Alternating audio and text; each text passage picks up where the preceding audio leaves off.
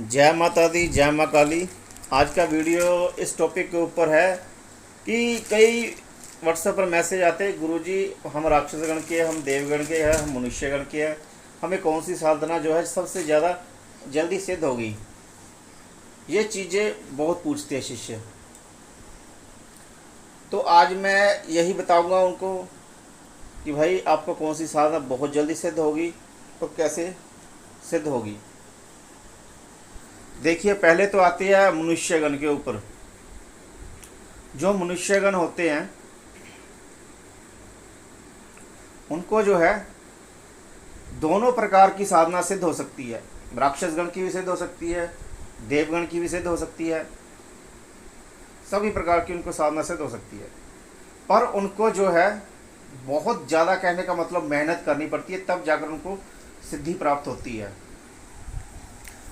और मनुष्यगण जो होते हैं ना, देवता भी उनसे बड़ी जल्दी प्रसन्न होते हैं और राक्षस गण भी। और जो राक्षस गण है उनको परियों में से सबसे जो शक्तिशाली परी गिनी जाती है वो है हेल हुल परी। हेल हुल परी, ये परी उनको बहुत जल्दी सिद्ध होती है। वीर उनको बहुत जल्दी सिद्ध होते हैं। पिशाचनियाँ उनको बहुत जल्दी सिद्ध होती है। भूतनी, प्रेतनी, ये चीज़ें उनको बहुत जल्दी सिद्ध होती है।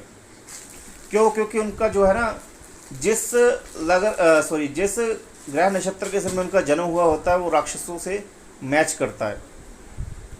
और ऐसे इंसान जो है बहुत शक्तिशाली तांत्रिक बनते हैं,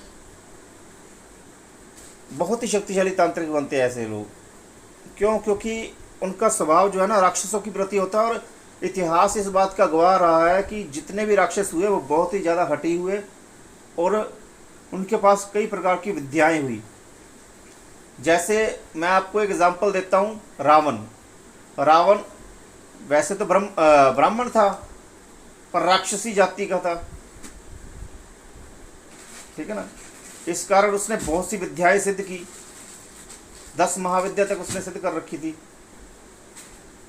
तो ये जो गण भी बने हैं ना, ये उनके ऊपर ही गण बने हैं। राक्षस गण, देवगण, मनुष्यगण तो एक साधारण इंसान की योनि में आता है, जो एक सिंपल सा इंसान होता है, पर वो दोनों प्रकार की साधनाएं सिद्ध कर सकता है। पर उसको बहुत ज़्यादा परिश्रम करना पड़ता है, तब जाकर उसको साधना सिद्ध होती है। अब आ जाते हैं देवगण। जो देवगण है ना, वो देवताओं की साधना सिद्ध कर सकते हैं। जैसे अप्सरा सिद्ध कर सकते हैं, वो लक्ष्मी माता को सिद्ध कर सकते हैं वो। और देवताओं में जो देवता है जैसे अग्नि, वायु, ठीक है ना, इनको जल्दी सिद्ध कर सकते हैं। और जितनी भी परियां हैं जो राजसिक सतोगुणी में आती है, जो सात्विक गुणों में आती है, उस परी को वो सिद्ध कर सकते हैं। वीर अगर पवित्र और रासिक भाव का हुआ तो उसको सिद्ध कर सकते हैं। नहीं तो ज़्यादातर वीर जो होते हैं वो तामसिक ही होते हैं, ठीक है ना। कुछ वीर ऐसे होते हैं जो, कहने का मतलब, तामसिक नहीं है। उनमें से 52 वीरों में से जो 9 भाई है, उन 9 भाइयों में से जो है कुछ ऐसे वीर है जो तामसिक है 9 भाइयों में से, और कुछ ऐसे है।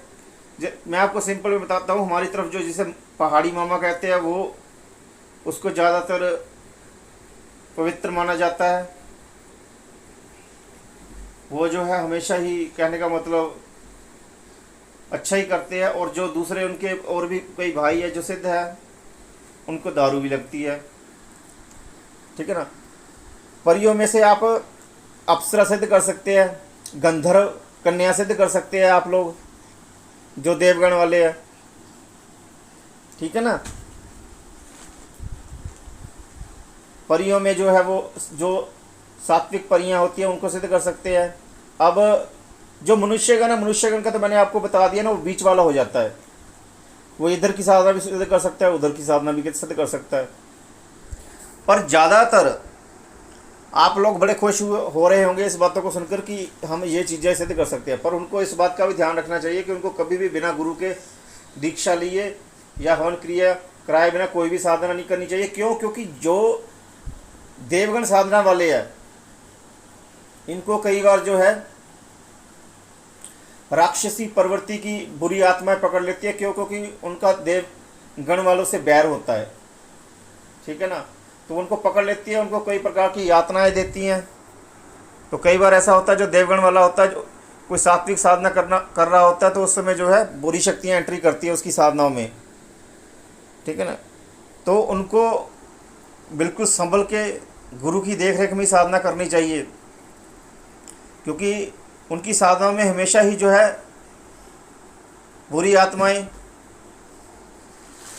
ठीक है ना, उनकी साधनाओं में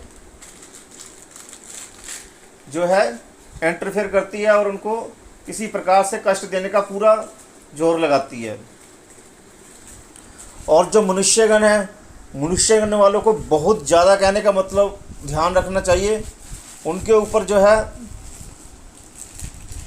देवी देवताओं की कृपा तो होती है, पर उनके ऊपर भी बुरी आत्माएं बड़ी तेज़ी से हावी होती है और उनको एक ऐसा होता है कि वो जल्दी बुरी आत्माओं की चपेट में आ जाते हैं वो, तो उन्हें बच के रहना चाहिए।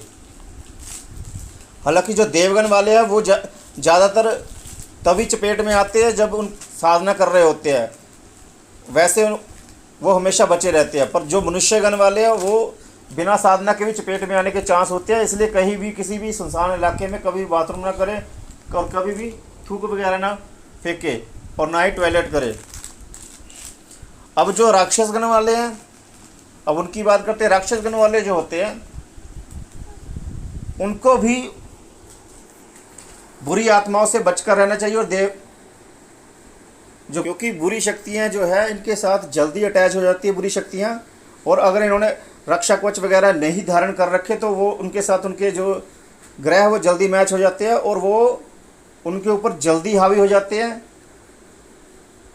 और हावी होकर जो है उन्हें मार भी सकते हैं, ठीक है ना। और ऐसी राक्षसगण वालों को जल्दी ही अनुभव हो जाता है बुरी आत्माओं का, बुरी शक्तियों का, उन्हें पहले अनुभव होने लग पड़ता है। क्यों? क्योंकि वो उसी गण के होते हैं, तो उन्हें ध्यान रखना चाहिए, ठीक है ना। बाकी कल को साधना डाली जाएगी। वीडियो को जो है सब्सक्राइब किया कीजिए, और सॉरी चैनल को सब्सक्राइब किया कीजिए, वीडियो को देखा कीजिए, लाइक किया कीजिए और शेयर भी कीजिए। और जिन्होंने साधना करनी है वो व्हाट्सएप से जुड़कर साधना करें, ठीक है ना। अगर आप अपनी बातें बोलेंगे तो साधना सिद्ध नहीं कर पाएंगे। गुरु की सुना कीजिए। जय माता दी।